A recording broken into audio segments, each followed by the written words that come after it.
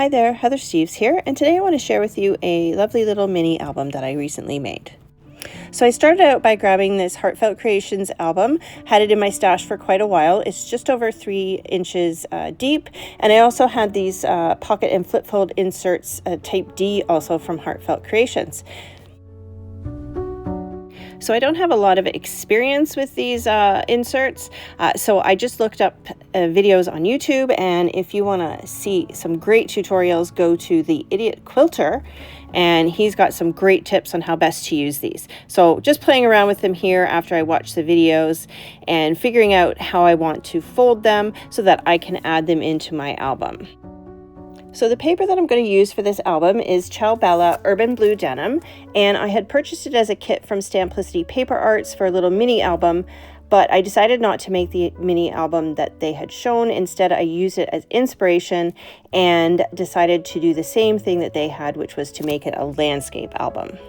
So this paper comes in what I would say is a bit of an oddball size, at least from what I'm used to using.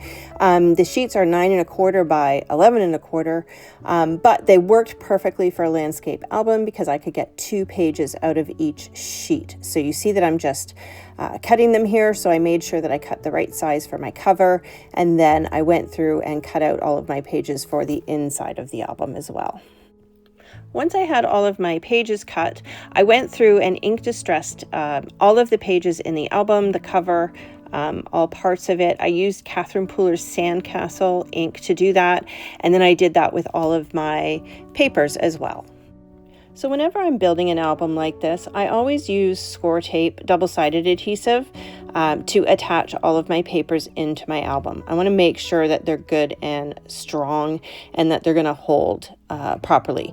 So one thing about score tape is you want to make sure that you burnish it down very well, because that is part of what activates the adhesive on it to get it to hold properly. So I put the tape all around the outside of my piece, and then I usually put a piece in the middle as well. And you'll notice I'm using my Cricut scraper. It's very handy, and that's what it gets used for more than anything. And then when I'm attaching it, you see I just pulled back the corner of 2 of the pieces, and I get it in place and it's lined up properly before I start to peel the backing off of the rest of the pieces. I find this is the best way to make sure that you get things in there nice and straight, and then you see that I'm burnishing it down again with that Cricut tool. So just to show you that one more time, I'm just going to peel off the backer on the corner of the tape. I'm going to line up the other edges, push down that corner, and then I will peel off the rest of the backer on the tape and lay down the rest of the sheet. Before I add any more pages into the album, I need to go ahead and decorate all of these inserts. So I went ahead and inked them with the Sandcastle ink, which I have re-inked, so it looks a little bit different. And then I've chosen some pieces of the leftover papers and cut those to size to fit. Now I'm doing the same technique. I'm using my double-sided adhesive on the 4 edges and the center, and then I'm just peeling that one corner back, anchoring it, and then pulling the rest of the release papers off to attach my piece. So most, if not all of these inserts, I'm building in some little pockets. So I'll just show you what I do to decorate those. Once I select my piece of paper, I determine how much of that will go behind the pocket and how much will go on top of the pocket. So I don't bother wasting paper and putting it behind the pocket completely. I just want to make sure that it is going to tuck underneath it a little bit so that you're not going to see any of the craft. Now you can see I'm just using my ATG gun here because I tend to get a little bit lazy once I've worked with the albums for a while, and I do tend to use that instead. But you see I pulled out the score tape again to build my pocket. So just using the same technique with the scraper and making sure those are burnished down really well. And then I use that same piece of paper and I put it on the cover of the pocket, and then it looks more like it's one solid piece of paper, right? So the pattern continues along.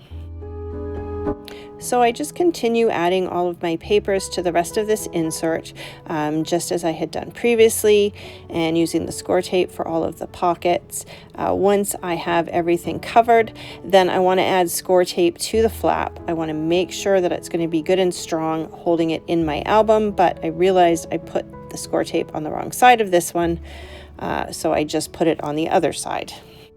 So I went ahead and organized everything off camera on where all of the flaps go and how they're going to attach. And so now I know which pieces of paper I can attach and which ones I need to add the flap to. So I'm going ahead and adding my paper to this first page, because this flap is gonna, even though it's going to be on this first page, it's going to attach onto the back of this page. So I'm just using the exact same technique that I used before by attaching just the one corner first.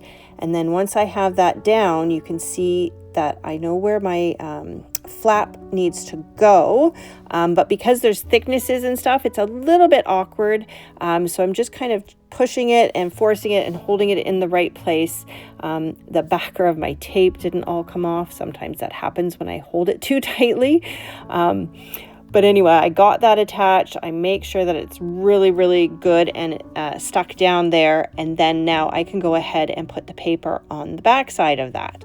But I'll do that later. So for this next page, I decided that I'm just going to attach the insert right on top of the page. So I can go ahead and put my paper down, so get that nice and secure. And then again, using the score tape, I'm putting that on the back of the insert this time, and I'm going to attach it directly onto the page. So I did decide to add some liquid adhesive onto there, just to give me a little bit of time to wiggle that around and make sure it was nice and straight. So I've skipped a page because the next one doesn't have an insert, and I've attached my page to the top side of this next page, and this flap is going to go on the top of that.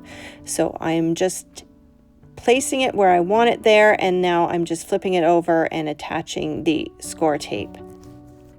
And for the final insert, I'm just doing the same thing as I did previously and attaching that to the top of the page. So now that all my papers and my inserts are attached, I'm going to add some ribbon to this cover. So I've added a bead of liquid adhesive and then a thin strip of score tape, and then I'm going to add another bead of liquid adhesive. And then that's just going to give some extra security to this ribbon that I'm attaching to the canvas, because it's hard to stick fabrics together. So to make sure that the ends of this ribbon don't fray, I'm wrapping them around to the other side, and I'm going to cover them up with some ephemera. So this paper pack came with a lot of pages of fussy cut elements, and so that's not my favorite thing to do, but I spent quite a few hours fussy cutting out a lot of this ephemera. So I think there was probably 4 or 5 sheets, and I probably cut out at least 4 sheets full of the ephemera. So you see, I'm just playing around with some placement. It had these little envelopes that were really cute, so I wanted to use that to make a pocket. So I put that down first, and then I'm doing the same thing as before, and I'm adding some score tape with some liquid glue, and that's going to hold down my ribbon, and then I'm going to cover it up with another piece of the fussy cut ephemera. So I'm just going to continue to decorate these pages, and I'm going to let you watch that without any interruption, or if you'd like, you can just skip to the end to watch the full flip through of the completed album.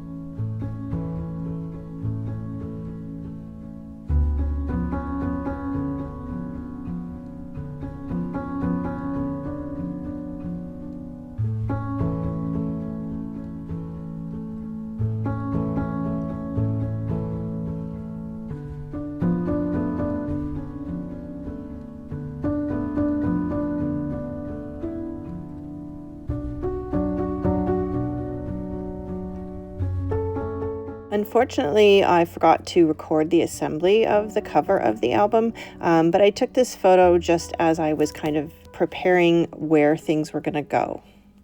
I also took a photo of the window frame as I put the first coat of the liquid glass or glossy accents or whatever you would call it in the frame, and you can see how wrinkled the paper is. I was kind of worried it wasn't going to work, but I used my heat tool and I kept drying the back of it, and then it would start to flatten out again. And I probably put 3 at least layers of the glossy accents in that frame. I spent a lot of time on the cover. I edge distressed all of the ephemera and then inked those edges. The flowers all came from a couple of different packs. I cut off some of the stems and I tucked in lots of leaves. I even made one of the buds from an extra flower. The butterfly is fussy cut, but I added the center from a prima butterfly and covered it with the gold beads.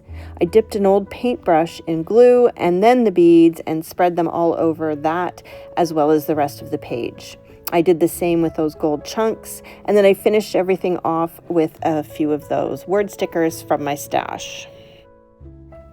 As promised, here is the flip through of the completed album.